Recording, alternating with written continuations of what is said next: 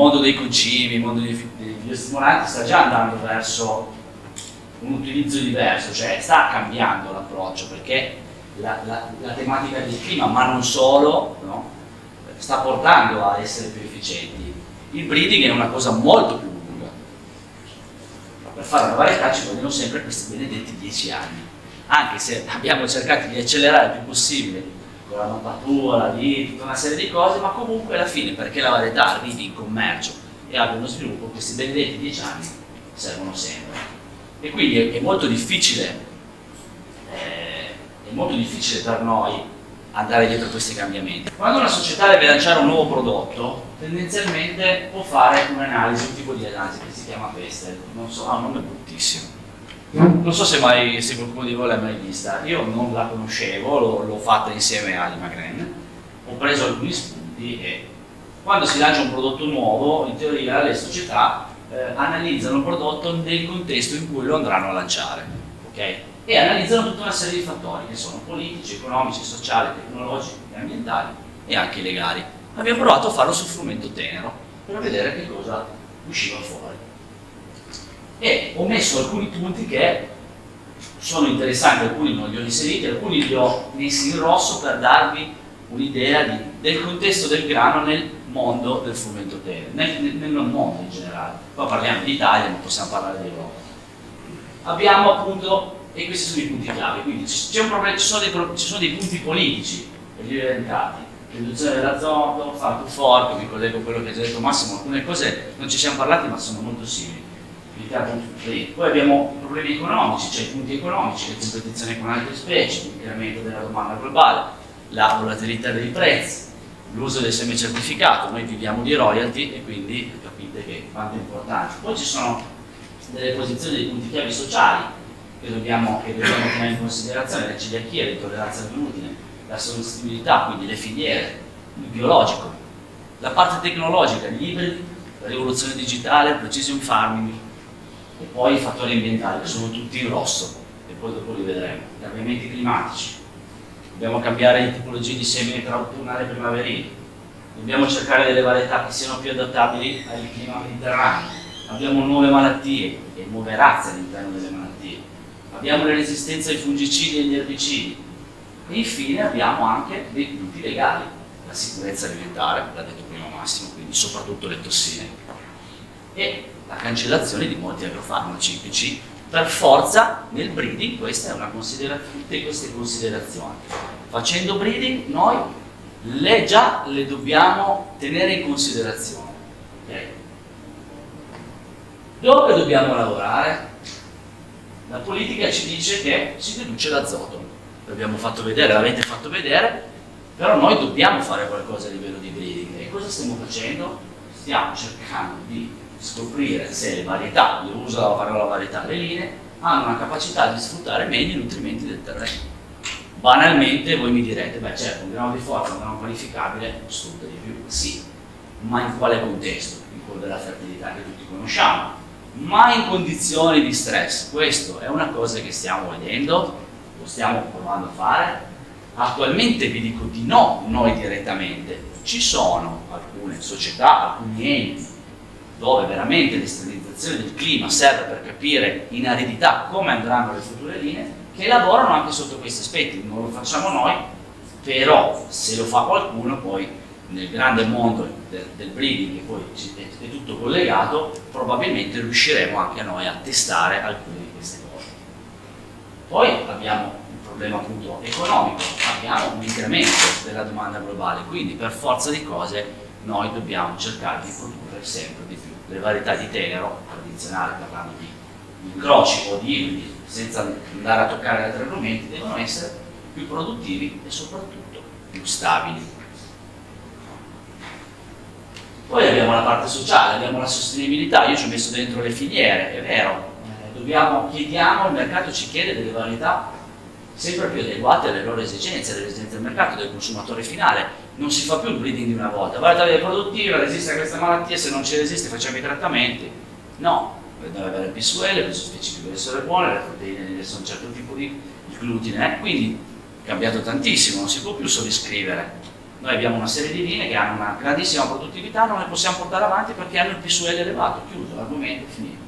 E poi c'è il discorso del biologico, che se ne dica, che se ne voglia, è un mercato in forte trend. E quindi qua, di nuovo, il breeding deve lavorare su varietà che abbiano un'alta resistenza alle malattie. E non solo, dovrebbero avere anche un potere di accessimento maggiore, lo dicevi tu prima e mi collego, assolutamente così. Se una varietà deve poter accessire di più per fare competizione con le malerbe, okay? E oltre che avere la sanità. Abbiamo il discorso tecnologico, certo, abbiamo gli ibridi, ci continuiamo a lavorare, il percorso è ancora lungo, ci sono già sul mercato, io parlo di ibridi probabilmente di un po' diversi. Nell'ibrido è probabile che in un futuro prossimo ci si possa inserire anche qualcosa di diverso, si possa provare qualcosa di diverso. Okay? Abbiamo il precision farming, abbiamo visto prima, ratio variabile, anche nel grano si fanno queste prove, densità di semina diverse, potere di accessimento elevato, riduzione della dose di seme, no? Abbiamo tutti i sistemi di mappatura satellitare della cultura per vedere il discorso dell'evapotraspirazione, quindi di quanto si consuma acqua. Okay? Poi c'è la parte legale, l'ultimo che era quello interessante lo metto dopo perché è più complesso. Abbiamo la parte legale, sicurezza alimentare, non c'è niente da fare, bisogna lavorare anche lì sulla resistenza alle malattie, in particolare la fusariosi. Sappiamo che oggi è un argomento, quest'anno non c'è, l'anno prima ce n'era poco, però poi quando arriva ce lo ricordiamo tutti, quindi questo è un grande lavoro, non semplice, perché oggi le varietà resistenti al fusario hanno un problema di produttività, che poi dal breeding si toglie da una parte, ma toglie da una parte e metti dall'altra alla fine. La parte di cancellazione degli agrofarmaci è un argomento importante, e anche quello delle resistenze, per esempio le sulfonuree, lo Yeti, che non si riescono più a diserbare nei frumenti. Questo è un grande tema che il breeder sta molto attento a questo discorso. Malattie, potere di accessimento, capacità delle piante veramente di correre fuori dall'inverno veloci per poter affrancare velocemente il terreno. E l'ultimo è tutto in rosso, sono l'argomento di oggi, i cambiamenti climatici. Cosa stiamo facendo noi come Dimagren o aiutati da qualcuno per far sì di migliorare questo aspetto qua? E ce ne stiamo accorgendo negli ultimi 2 o 3 anni.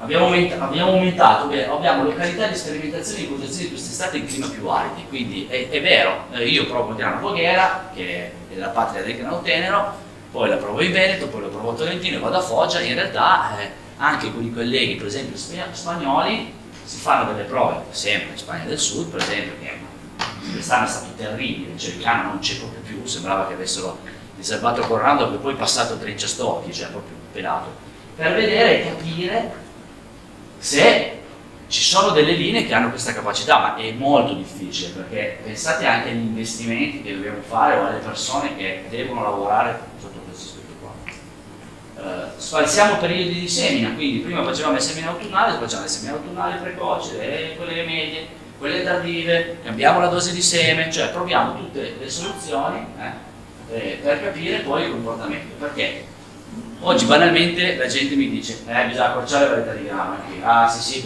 sui precoci. Allora, precoce però vogliamo seminare presto. Se una pianta è precoce tendenzialmente può crescere velocemente. Arriviamo nell'inverno, ma non fa più freddo.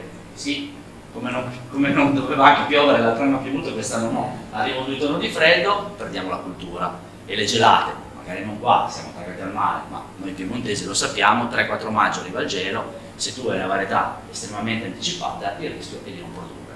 Quindi è vero che si dovrà cercare di accorciare un po' i cicli, ma più che accorciare i cicli probabilmente dobbiamo essere in grado di avere varietà, come diceva Massimo prima, che accelerino i processi, che abbiano anche una fioritura normale o tardiva, ma che abbiano la capacità di chiudere tra il periodo di maggio e quello di luglio. E questa è la grande capacità delle varietà di oggi.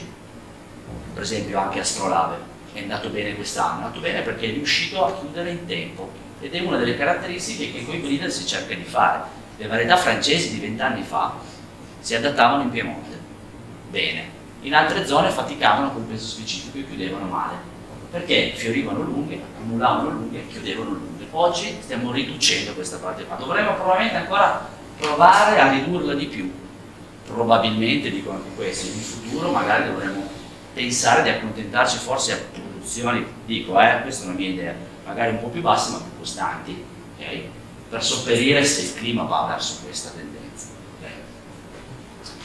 Selezionare sulle malattie, sempre di più, quest'anno si è fatto fatica, ma ormai irrigazione a pioggia, facciamo gli inoculi, cioè proviamo le serre, cioè cerchiamo anche negli anni in cui le condizioni non sono favorevoli allo sviluppo delle malattie, di cercare invece di estremizzare il più possibile, perché adesso arriva un nuovo ceppo, un altro ceppo di ruggine gialla e stiamo lì a vedere se le nostre linee saranno sensibili oppure no. Si sta vedendo la ruggine nera che non si vedeva più, che era un problema della Sicilia o del Nord Africa, oggi l'ho vista tranquillamente anche in qualsiasi altra parte del Nord Italia si è vista.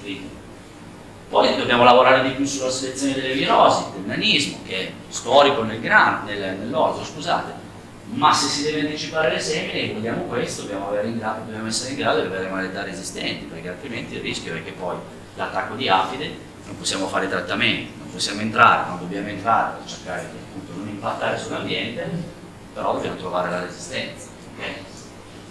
E poi ci sono dei sistemi che non abbiamo noi, ma che hanno, per esempio, visto degli studi fatti in Messico sui terreni molto aridi, cioè quello di mappare, oltre che l'assorbimento dell'azoto che ho detto prima, tutto il discorso dell'evapotraspirazione delle piante. No? Questo è un argomento interessantissimo perché non conosco bene tutto il sistema, però capire se c'è una pianta in grado di perdere, no? Quel discorso che si diceva prima con i trattamenti, no? Perdere meno acqua durante la notte, si riesce probabilmente a avere una pianta più efficiente. È chiaramente una grande scommessa. Per me la conclusione, e lo vedo in tutti questi anni, è che la stabilità di campo è la cosa che noi cerchiamo nelle varietà.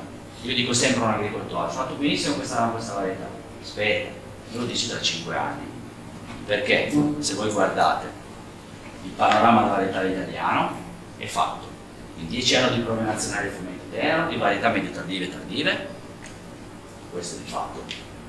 Probabilmente con la capacità di chiudere prima, ma comunque di ciclo da lungo. Però stabili, quindi la fortuna delle grandi varietà è che tutti gli anni, quando magari c'è la punta massima, non arrivano. Dice, quest'anno non sono andato bene ma non benissimo, però nell'annata difficile è sempre lì. Quindi noi dobbiamo, cioè per noi, in una grande, quello che vogliamo arrivare è la stabilità, quindi stabilizzare la produttività verso l'alto naturalmente, in quasi tutte le condizioni. La resistenza alle malattie deve essere una varietà sostenibile, chiaro, quindi quello che ho detto prima, se gestisce tanto, se ha una buona efficienza dal punto di vista dell'approvvigionamento idrico, dello sfruttamento delle risorse del terreno, dell'azoto o dell'azoto che gli viene dato, saranno dal nostro punto di vista i fattori di successo del futuro. Poi la scuderia di Arnaldo, chiamata così, per finire, è fatta di 2 varietà attualmente, ma insomma possiamo tranquillamente lavorare in aumentare. Sono leggi astrolabe per quanto riguarda i frumenti teneri e leggi frutti per quanto riguarda i buoi. L'astrolabe è una varietà medio tardiva, non eccessivamente lunga, quest'anno si è avvantaggiato molto del peso specifico perché è riuscito a chiudere molto bene, non ha una grandissima spiga ma ne fa molte, quindi anche nelle condizioni di stress è riuscito a fare tante piante e tante spighe, quindi ha portato un bel numero di cavi ossidi alla fine. Quando si guarda non ha mai una grande spiga, ma avendo un grande numero alla fine quella spiga un po' più piccolina riesce a sopperire, no? Le difficoltà, ha una buona tolleranza alle malattie e quindi si è dimostrato un buon prodotto. Il Fructis è stata un po' una scommessa, tendenzialmente nel Nord Italia i piani duri sono tardivi. Abbiamo incominciato a dire proviamo qua come c'è del ciclo, vedere un po' la varietà. Io quando l'ho presa in mano l'ho vista e l'ho provata centro-sud Italia, poi in una prova al nord è andata bene, ho detto ma perché non possiamo provare a mettere una varietà anche precoce anche nel Nord Italia, il potenziale produttivo ce l'ha, la qualità è buona. Il problema del sud era sinceramente quando si vedono un po' le tacchette rosse sui trattamenti fungicidi, al sud si fa fatica in alcune areali ancora a dover fare il primo trattamento o un trattamento è legato anche alla produttività poi del terreno. Da noi questo problema non c'è, in questo caso era una sensibilità leggera alla ruggine gialla, noi facciamo i trattamenti, il problema è risolto, la varietà si è affermata. Io ho finito, non vi ho fatto vedere un catalogo di varietà, ma ho cercato di farvi un po' capire che il mondo del breeding dovrà cambiare e si deve adattare, i costi sono tanti, quindi l'utilizzo del seme certificato per noi è fondamentale, ancora di più per l'Imagren che fa solo seme, no? Cioè noi vendiamo seme sì, però noi siamo costruttori, non abbiamo la chimica, non abbiamo altre entrate se non quello di vendere i brevetti, quindi di vendere poi le varietà ad altri, quindi questo è un po' il nostro punto di forza, ma in questo momento anche un punto di debolezza, perché gli investimenti che dobbiamo fare sono per il futuro, ci aspetta un grossissimo lavoro.